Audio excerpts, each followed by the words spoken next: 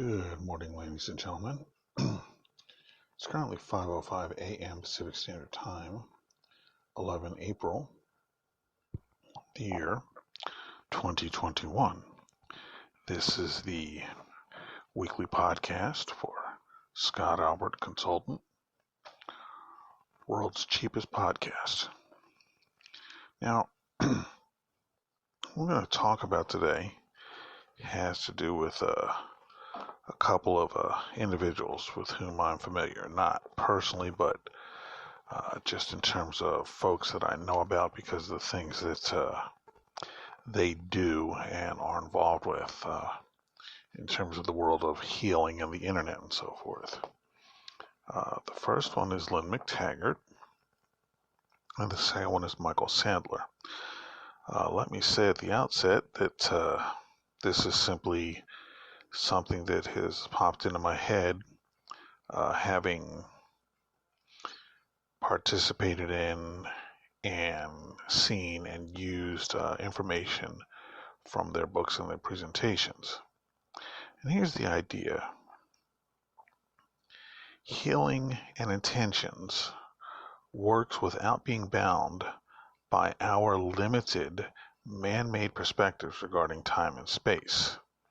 That on the note of 10 minutes versus 3 minutes, because I have this hunch that somewhere along the way, someone may be in a future group session, get a little antsy about the fact that I don't go 10 minutes, I go 3 minutes. And the reason for that is, well, it's simply numbers. If you only have 5 people, you make it 6 in your group. You get together, you greet each other, you have your pleasantries and what have you, and then you spend 10 minutes per person. Well, that's a full hour, and that's fine. But what if you've got 15 people, 20 people, 30 people? You know, that 10 minutes kind of gets long. And in some cases, as in groups that I've participated in the past, we've let's say there were 30 people, we've picked like 2 or 3 people, and then we've put the rest of the people in rotation for the next session and so forth. That's fine, but I personally feel like I really want to make sure everybody gets their shot, and I kind of feel like, I know what Lynn McTaggart suggests from her book and her presentations, 10 minutes per intention. But I'm just, again, thinking in terms of how many people might be in the group and wanting to include everyone that comes to the group for what it is we do in a Power of 8 gathering. So, again, repeat that statement. Healing and intentions work without being bound by our limited man-made perspectives regarding time and space. So that's the first thing I wanted to share. Now, I guess I'm going to get a hold of one of my card decks and shuffle the cards and see what we have here. Sometimes I do the card first, and sometimes I present an idea first, and sometimes I flip it around. You want to kind of keep things variable, fresh. You don't want to, do the same old thing every single time. Other points of interest. Had a very interesting dream about my mother and my sister, both of whom are departed. My mother left this plane of existence about 2012. My sister left in 2017. Now, what's interesting about this is the dream, where it took place, what it was about, so on and so forth. The gist of it is that I was at our old home back in Pennsylvania, and it was pouring buckets. Just wow. And they came home. They were soaked to the bone. And I opened the door and let them in. And my mother just walked up and hugged me very tightly and for a very long time. While my sister Lois was maybe 6 to 10 feet behind her. Now, what the dream means, I don't really know. I wrote it down, and I'm going to be giving it some thought over the next few days, and I may share um, that point in the future. So, let me jot some things down here before I get too far. Um, so,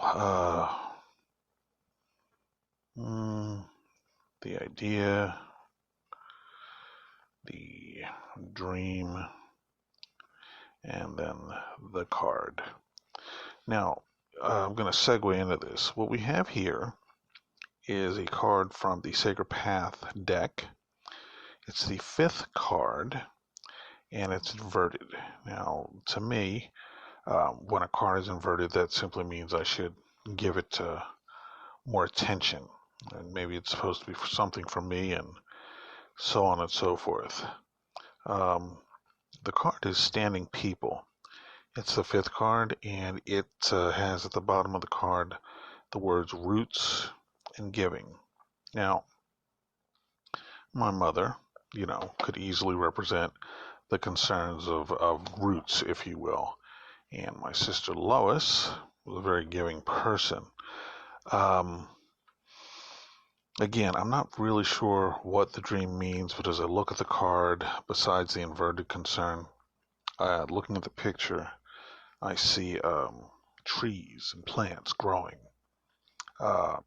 Given that the card is inverted, hold on please.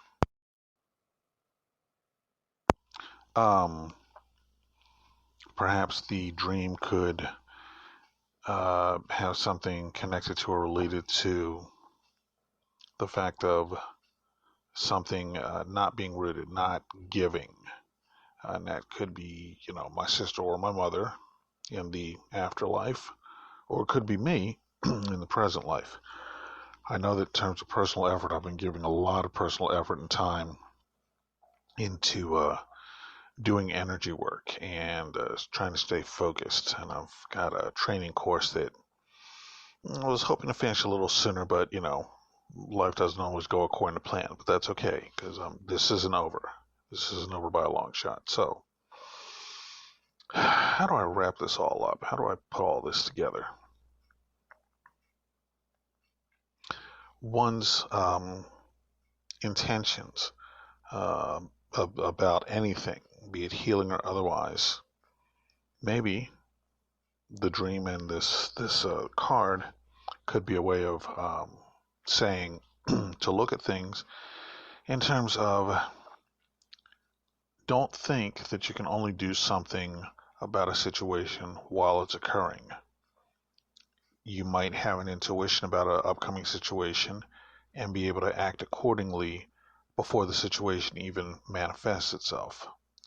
On the other hand, something could have happened 10 minutes ago, 3 hours ago, 5 years ago. It is not beyond the realm of the possible, at least in my mind, to take on the notion that your intentions can go forwards or backwards in time. Again, time is a man-made construct. We tend to think of it as a linear thing. Some other proponents think of time as something that occurs all at once, the past, present, and the future, all being in motion, being in play at the same time. So I'm just going to say, well, you're not a limited being.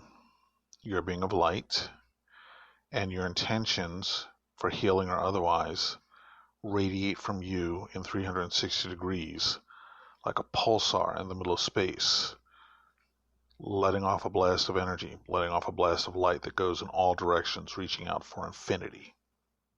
And I think with that, I'm just going to call it a wrap. I will entitle this particular podcast Healing Intentions. And with that, I will sign off here. This has been Scott Albert Consultant, world's cheapest podcast. on 11 April 2021, at about 5:15 a.m. Pacific Standard Time.